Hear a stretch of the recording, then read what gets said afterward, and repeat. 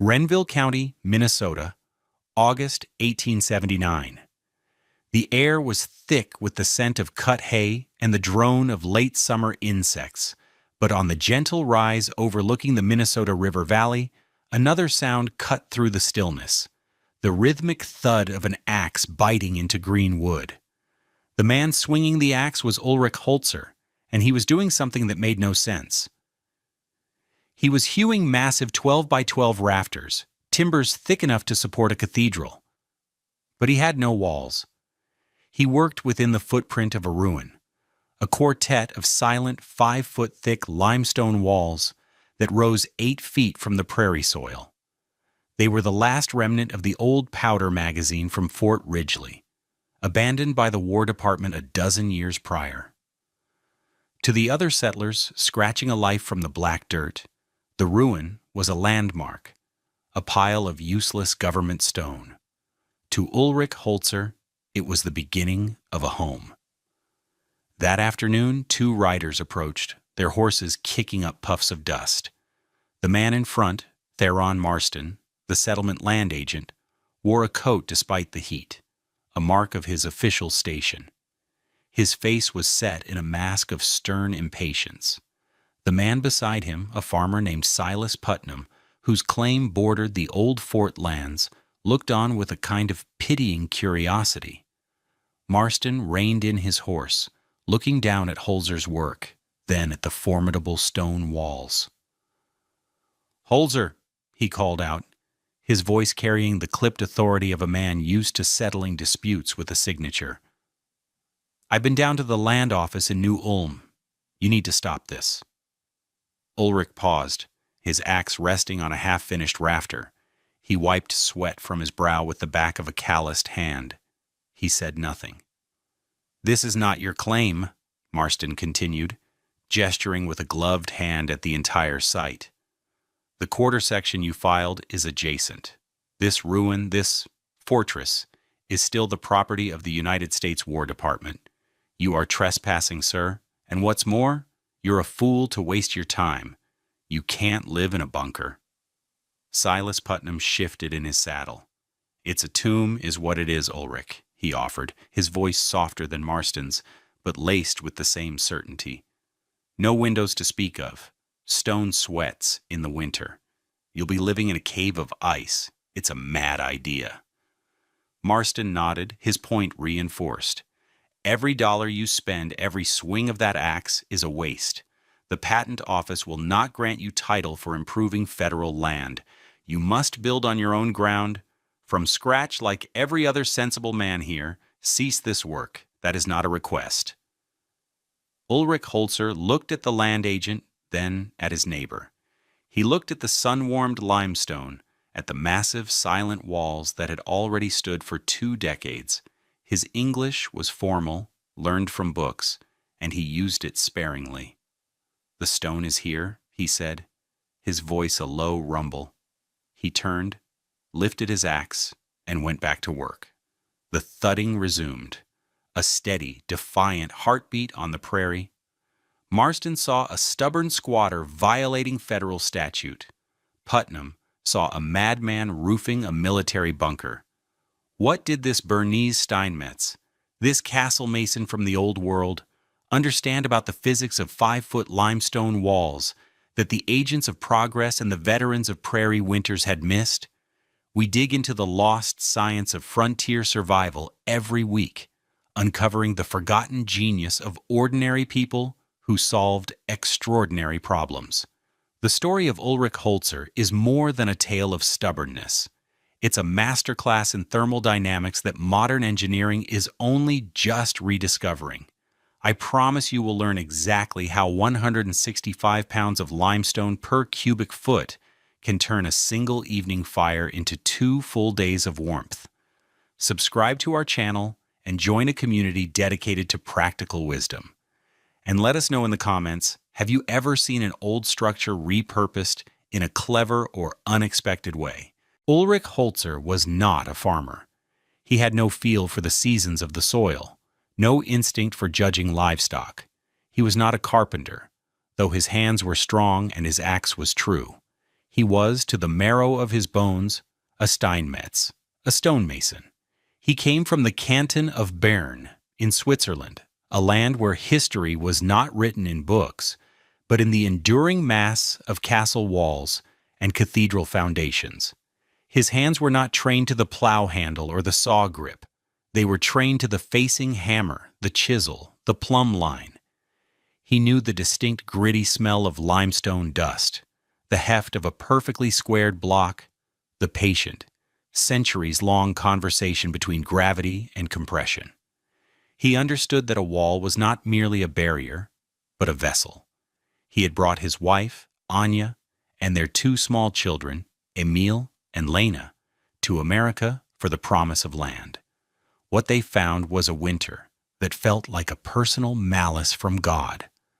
Their first cabin, built with speed and desperation in the autumn of 1878, was a model of conventional frontier design and a catastrophic failure.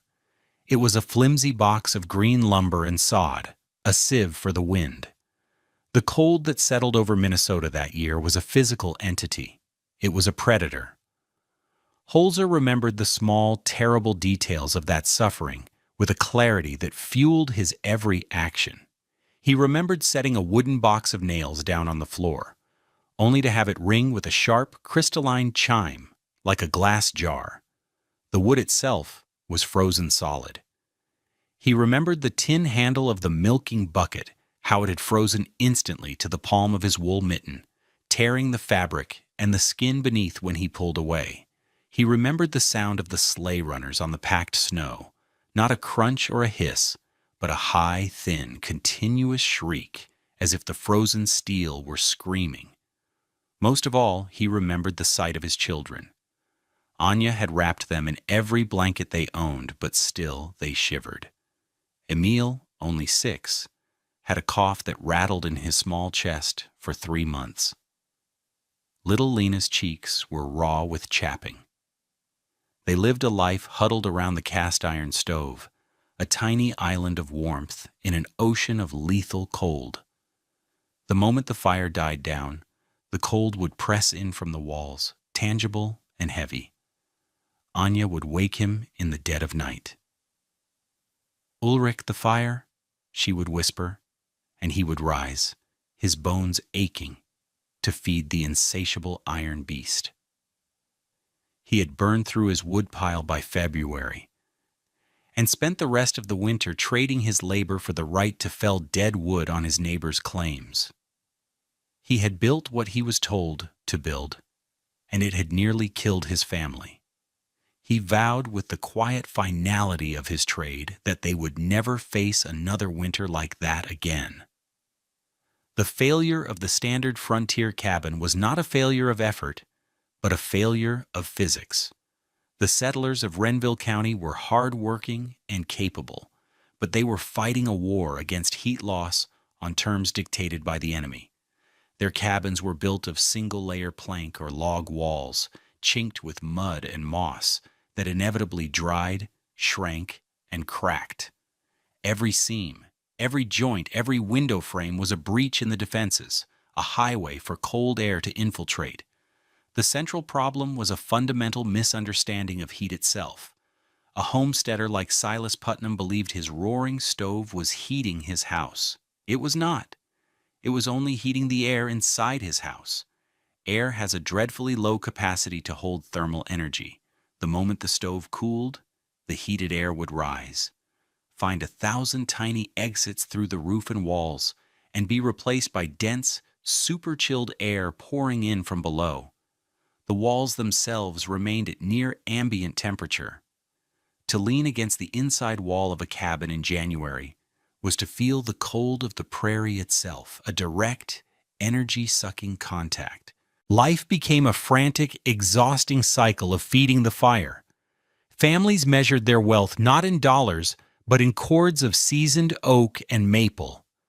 A standard cabin might consume a cord of wood every 10 days in a cold snap, a staggering amount of fuel that required immense labor to cut, split, and haul.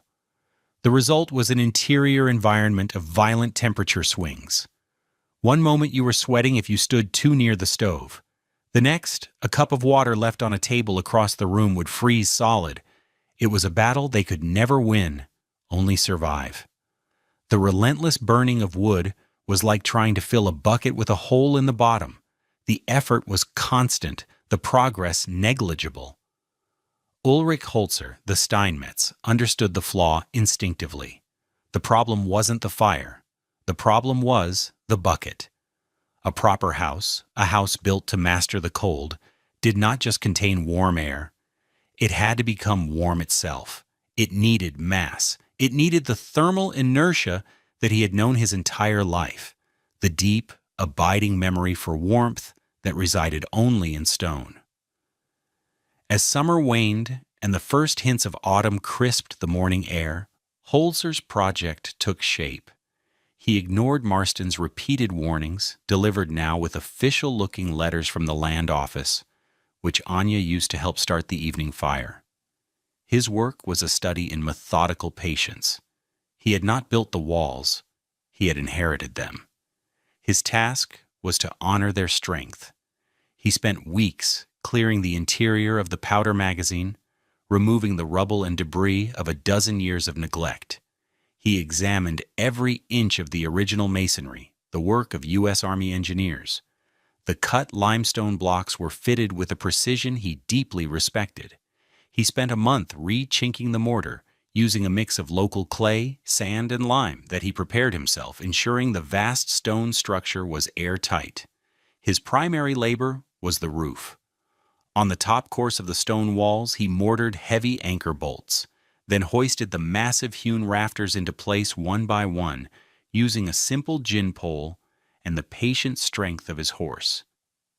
He constructed a hip roof, a design with 4 sloping sides, knowing it was inherently stronger against the shearing winds of the prairie than a simple gable.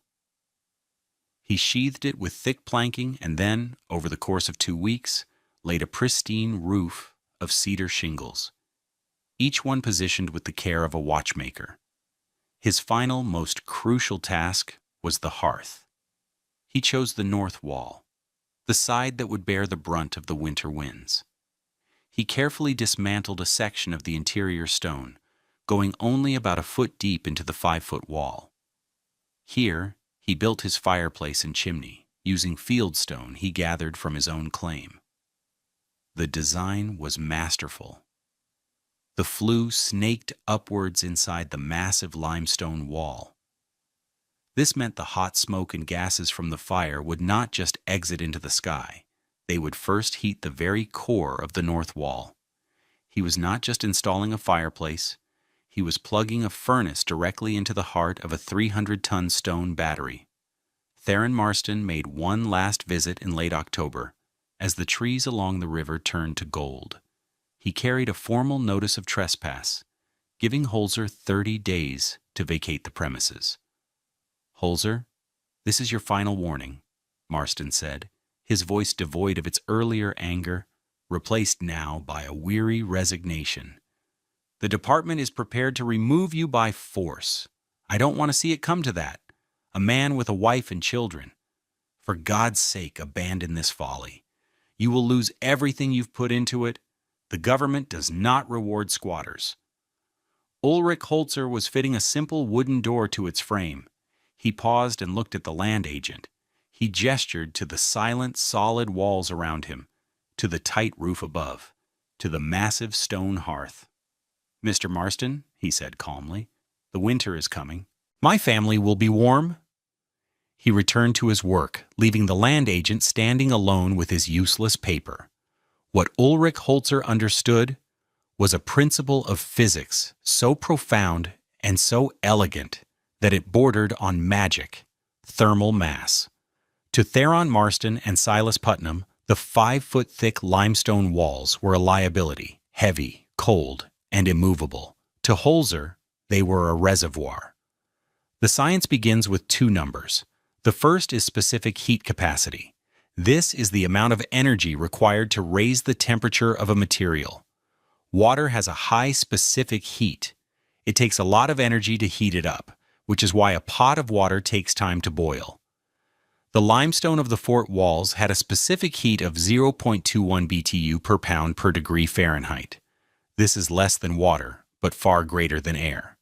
The second number is density. The cut limestone was incredibly dense, weighing 165 pounds per cubic foot. A cubic foot of air, by contrast, weighs less than a tenth of a pound. Combining these two properties, moderate specific heat and immense density, created the potential for a massive thermal battery. Let's consider just one linear foot of Holzer's wall. At 8 feet high and 5 feet thick, that single foot of wall contained 40 cubic feet of stone. Multiplying that by the density gives a weight of 6,600 pounds. To raise the temperature of that single, 1 foot long section of wall by 1 degree Fahrenheit required over 1,300 BTUs of energy. A BTU, or British thermal unit, is roughly the amount of heat produced by a single kitchen match. Holzer's home had approximately 120 linear feet of exterior wall. The total weight of the limestone was nearly 800,000 pounds, or 400 tons. To heat that entire mass by 20 degrees would require millions of BTUs. This is where the hearth came in. A modest evening fire, burning for 3 or 4 hours, releases a tremendous amount of energy. In a conventional cabin, 90% of that energy goes straight up the chimney. But in Holzer's design, a significant portion of that heat was absorbed directly by the stone of the north wall, conducted slowly from block to block. This created the crucial effect: thermal lag. The heat didn't vanish. It soaked into the stone, migrating through the 5-foot thickness at a crawl. As the fire died down and the air in the room began to cool, the process would reverse.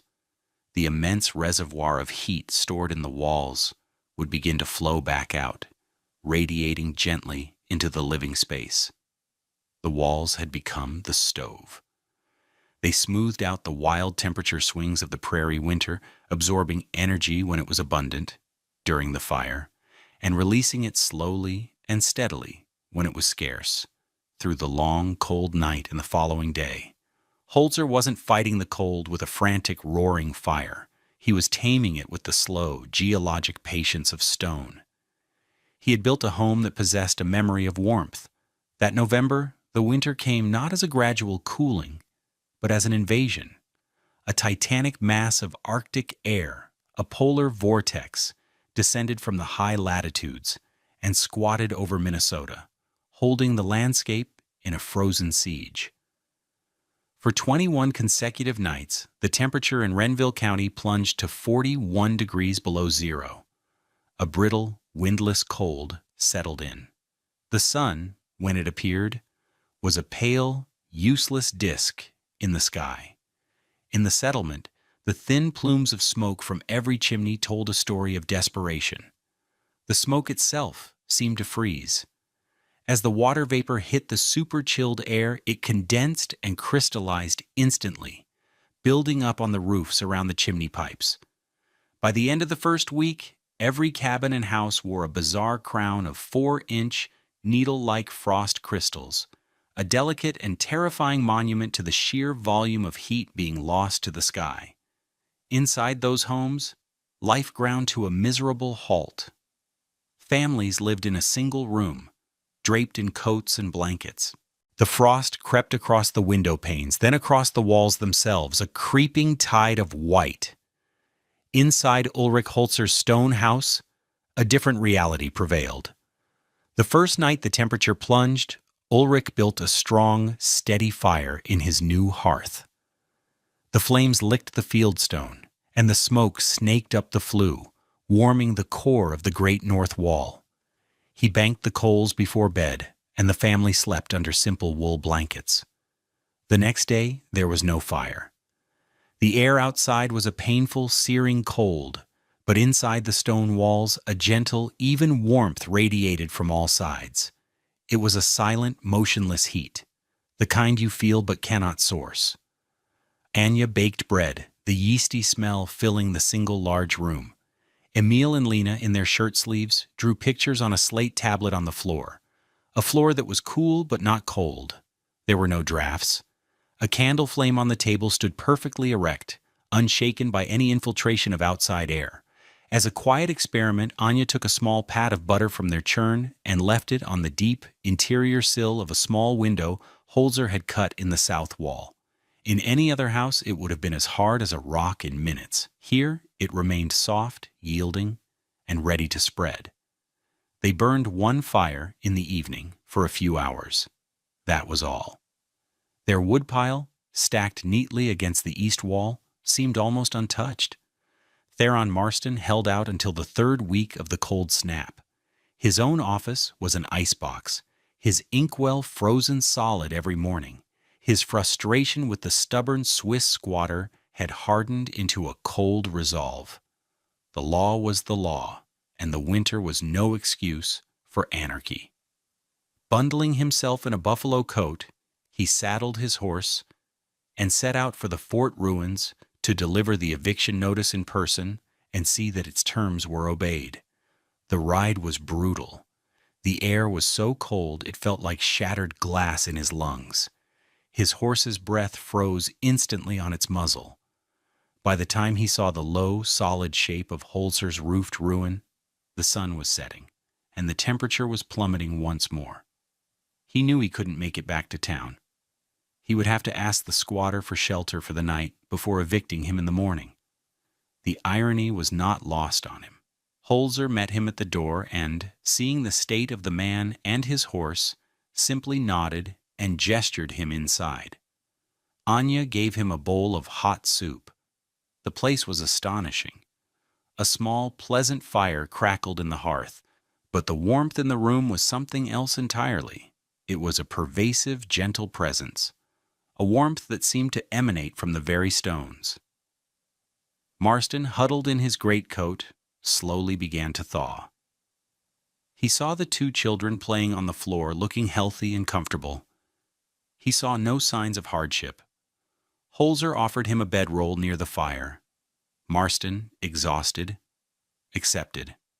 He lay down fully dressed, his greatcoat pulled up to his chin, expecting the familiar, miserable routine of a frontier night, the slow, creeping chill as the fire died, the waking at 3 a.m. to a bone-deep cold, the desperate wait for dawn.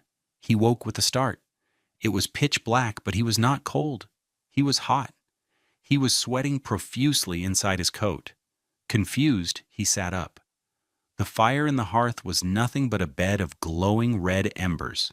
The room should have been freezing, yet it was profoundly, comfortably warm. He pushed off his greatcoat, feeling the incredible relief of the cool air on his damp shirt. He stood and walked, in his stocking feet, across the stone floor. It was not warm, but it held no chill. On impulse, he reached out and placed his bare palm flat against the inner surface of the south wall, the wall furthest from the fire. The sensation was the death of his certainty. He had expected the slick, biting cold of stone in winter, a cold that felt like it was actively pulling the life from his hand. What he felt instead was a distinct, undeniable, living warmth. It was subtle, but it was absolute. The wall itself was breathing heat. His eyes, adjusting to the gloom, fell upon a small black object on the windowsill. It was a cast-iron pot. He walked over to it. It was the pot from which Anya had served a side dish of fried potatoes with their dinner, a Swiss dish she called roosty. Curious, he touched its side. It was still warm to the touch. He dipped a finger into the pot. The cooking oil in the bottom was not just liquid. It was warm. He thought of his own pantry, where the sacks of potatoes were frozen as solid as billiard balls. In this house, Tories, potatoes left on a windowsill overnight were still warm enough to eat. At that moment, Theron Marston understood. He was not standing in a house. He was standing inside a piece of geology, a man-made extension of the Earth's thermal mass. When dawn broke, pale and frigid, Marston went outside. Holzer was already there, calmly splitting oak rounds for the next evening's fire, his breath pluming in the still air. Marston walked over. the official eviction notice a crisp, useless rectangle in his coat pocket. He looked at Holzer, at the quiet stone house, and at his own horse, which stood coated in a thick layer of frost, shivering miserably. He did not apologize. He did not admit he was wrong. Land agents did not do such things. Instead, he asked a practical question. "Holzer," he said, his voice raspy, "how many cords of wood have you burned this month?" Ulrich thought for a moment. "Perhaps 2, he said. Marston stared. 2 cords.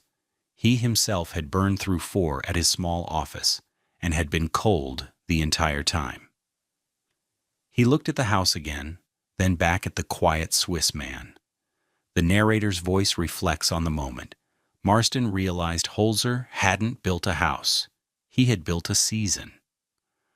Without another word, Theron Marston turned, mounted his horse, and rode back to New Ulm. The eviction notice still folded in his pocket. Marston's official report to the land office was a masterpiece of bureaucratic invention. He made no mention of trespass. Instead, he described Holzer's work as a private stabilization of a deteriorating federal military asset, arguing that the homesteader had, at his own expense, prevented a historic structure from collapsing, thereby saving the government money.